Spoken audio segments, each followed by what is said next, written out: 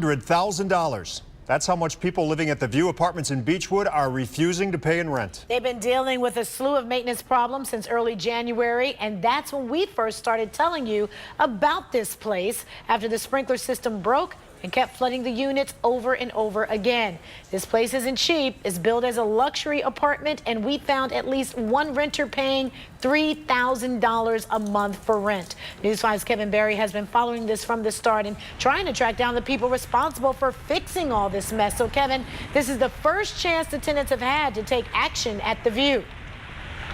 It was last week, Anita, that the first time rent was due since these issues started, and then today was the last day those residents could pay without having to pay any late fees. Well, instead, they filed their rent at the Shaker Heights Municipal Court to show that they're serious to the ownership group and the management group, Stark Enterprises, that they're serious about being treated better.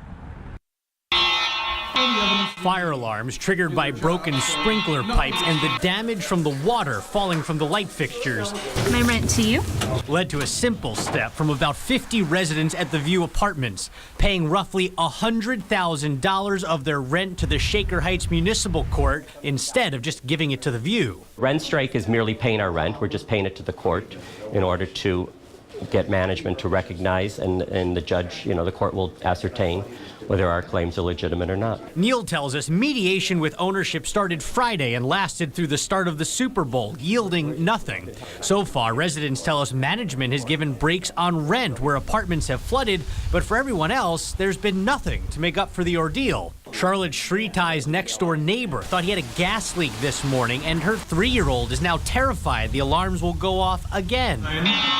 Her biggest concern, though, is that her neighbors now just shrug them off. They have to say, we're not taking care of these people. We're not holding up our end of the bargain. Okay, if you want to leave, go. Or we're going to do this to make it right. There's none of that. All in a spot residents tell us over and over again they picked because it's supposed to be the best. We don't feel very confident things are going to change and improve. We feel that there's not a budget in place to operate the property at the level that we all anticipated and was marketed to us. Now, if the court decides that there are no issues, they could give that rent directly to the View. The resident's lawyer, though, tells us he doesn't think that will happen.